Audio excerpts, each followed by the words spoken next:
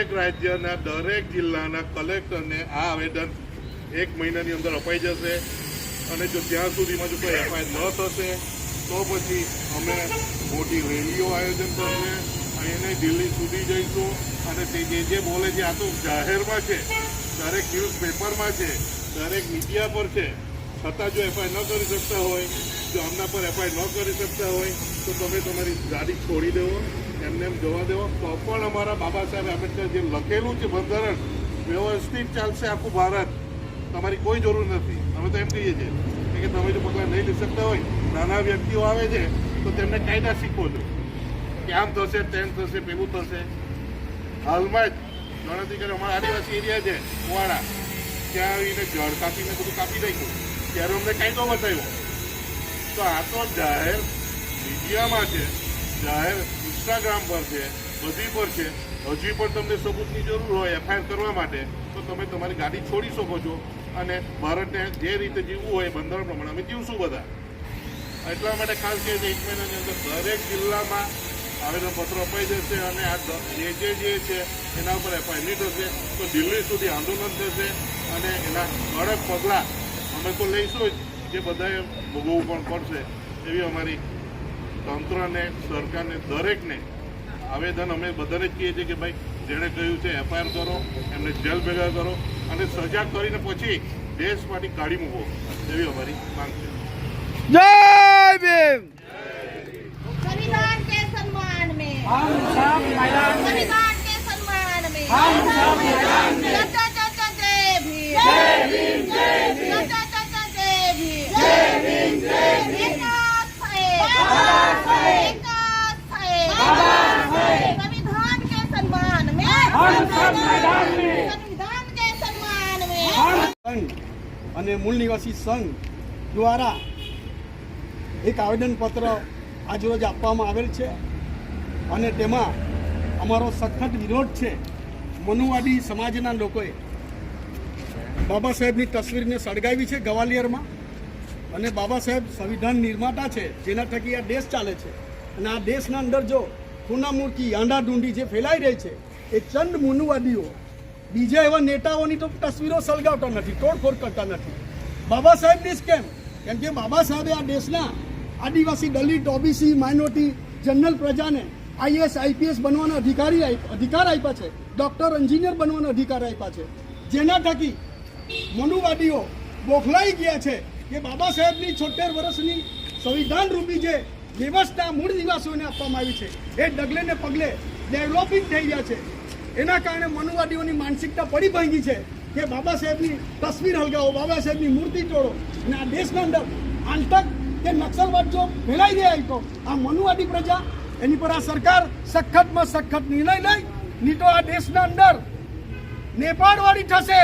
આ દેશના SC, ST, OBC, માઇનોરિટીના લોકો સંવિધાનમાં માને છે, સમાજમાં માને છે, જેથી બાબા સાહેબ પર જેમણે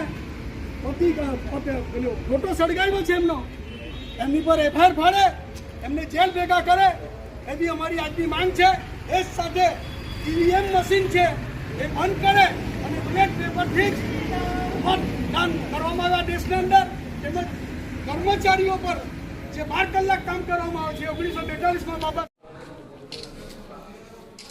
सचिव सर गुजरात राज्य से मूल निवासी संघ से और जो प्लेट पेपर है हाल में उससे सरकारें बनती है. बाबा साहब ने कहा था कि लोकशाही बचाना है तो प्लेट पेपर से ही सरकार बननी चाहिए और फिलहाल लोकशाही खतरे में है. आज भारत देश के जितने कलेक्टर कचेरी का प्लेस है हर कलेक्टर को आवेदन दिया जा रहा है और ये जो है आपकी द्वारा राष्ट्रपति द्रौपदी मुर्मू साहिबा को लेकर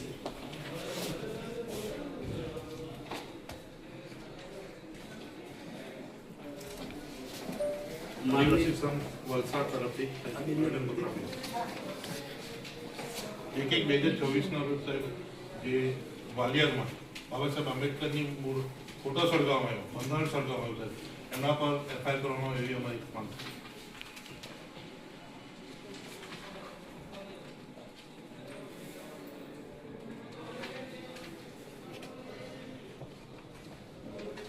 सर वापी जगदीश मैडम हम लोग चाहते हैं कि बाबा साहब का बार बार अपमान होता है, मूर्ति तोड़ी जाती है, संविधान का अपमान होता है। हम चाहते हैं कि जो अपमान करने वाले हैं उसको कड़ी से कड़ी सजा हो जाए। સાથીઓ, આ લોકતંત્રમાં કલેક્ટર સાહેબે આપણને જે રિસ્પેક્ટ આપ્યો છે તે બદલ આપણે લોકતંત્રને ધ્યાનમાં રાખીને સાહેબનું સન્માનપૂર્વક અભિવાદન કરીએ છીએ. જય ભારત. अभी आपको सबको पता है महाराष्ट्र में पूरी सरकार एक साथ में भाजपा की सत्ता है, क्यों आई? वजह से बराबर है। नहीं रहता तो सत्ता नहीं आती। वो सब सरकार की केंद्र सरकार पूरे अभी भारत में कहा देखो मतलब बहुत सारे 60-70% में अपना भाजपा सरकार बैठा है, सरकार में भाजपा सरकार बैठा है, वो मनुवादी सरकार बैठी है।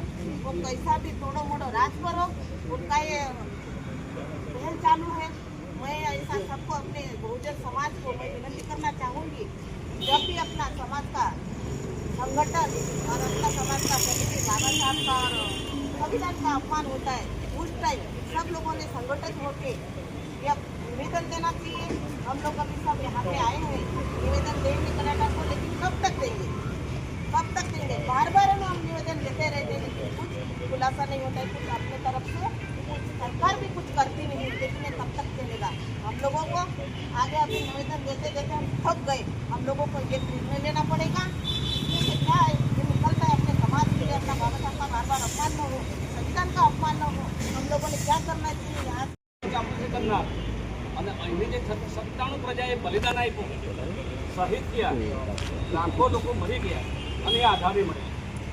બાબા સાહેબે બંધારણ સભામાં એમ કહ્યું કે જો ઇતિહાસનું પુનરાવર્તન નહીં થાય, બંધારણ ગમે એટલું સારું હોય, ગમે એટલું ખરાબ હોય, પણ ચલાવવાળાની દાનત એક સારી હશે તો એક દિવસે ભારતનું બંધારણ લોકતંત્ર ભયમાં મુકાશે. આજે લોકતંત્ર ખતરામાં છે.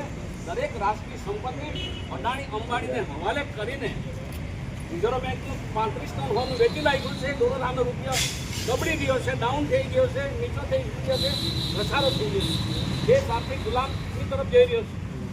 એને બચાવવા માટે હવે બંધારણ હળગાવવા લાગ્યા છે અને એ મુઠ્ઠી પર શાસક વર્ગના લોકો એમનું ડીએનએ બધે આવે છે. એટલા માટે આજે આપણે પ્રતિજ્ઞા કરવાની છે કે દેશભરમાં 35 રાજ્યોની અંદર અને આંતરરાષ્ટ્રીય લેવલ પર કે ભારતના બંધારણનો વિરોધ કરનાર જે શાસક વર્ગના લોકો છે, એ 1.5% લોકો છે આ દેશમાં.